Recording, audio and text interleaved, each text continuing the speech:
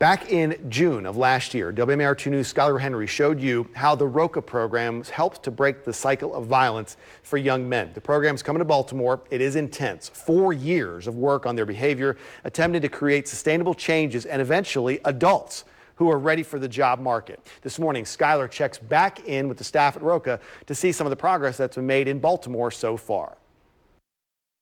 When we talked to the Roca staff a year ago, they didn't even have a building. In that time, there's already a buy-in from young men looking for a second chance and earning one. Even on a mucky day, there's a certain joy here in the work and in the road to redemption. At first, I didn't want to join a work crew because I didn't really know too many people, and I wasn't good with trusting people. Until I got on the crew, I told them I'd give it a chance. I got on the crew. And now, like, the crew my family now. Like, I love them. Like, I love them like brothers now. 19-year-old Deontay Chase is from West Baltimore. He takes pride in that, though the temptations and looming trouble there took him in and out of a jail and onto a hospital bed.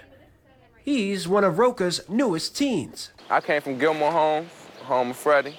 When I was 16, I had got shot. So I was thinking, like, I should try and find another way to pursue my life. I found Roca when I got arrested on the drug charge. In the handful of months he's worked with his brothers, he admits the program changed his lifestyle.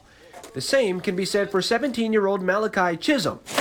As competent as he is gregarious, but was on a much different path. At one point, even dropping out of school. I talk to people every day about Roca. I tell people like it helped me change my life. I started off rough at a young age. You feel me? Lost my brother, father at a young age, stuff like that. So I started falling off the wrong path. Like the people who was really there to help me stay on track wasn't around no more, so I kind of fell off. Roca has not only provided him structure, but a roadmap for future. When I started with Roca, I started taking my GED. Now what I'm doing now, I done passed my GED. Now I'm certified with my GED. They helped me take my permit, and they got me actually working now and trying to get another job. Those here on Park Avenue were there to pick Malachi and Deontay and more than 60 others up. This is Roca Baltimore's Big Three. CEO Molly Baldwin, Curtis Palermo, the director of Roca Baltimore, and James Timpson, the director of Safety and Community Partnerships for the city's latest effort to reduce juvenile crime. The one thing that sticks out to me that I've heard a lot from young men that have been involved in the program is they just thought that we were just like everybody else and weren't going to follow through. In the near year, Roca has had boots on the ground in Baltimore. The nonprofit has already begun chipping away at the narrative and the numbers. A report released from the Able Foundation, another nonprofit dedicated to enhancing the quality of life in Maryland, particularly in Baltimore, showed that while juvenile arrests have been on a steady decline since 2012, the number of kids charged with violent crimes increased among those statistics. Add on the seismic murder rate in the city, and those at Roca fear the influence on its own young people can be lasting. The murder rate in the city is unacceptable, period, and it can change. And everybody, we have to begin to believe that it can change before it can change. And these three do. The same relentless outreach and attempts at working at the cognitive behavioral theory that impacts those up in Massachusetts is having an effect on those in Baltimore. And it's not only rubbing off on the young men in Roca, but his community partners. They don't back down. You know, they're very consistent in their efforts to work with young people. So that certainly is a positive. Robert Shipman works with Maryland's Department of Juvenile Services. He's in charge of placing young people in rehabilitative programs after they've made their way through the court system.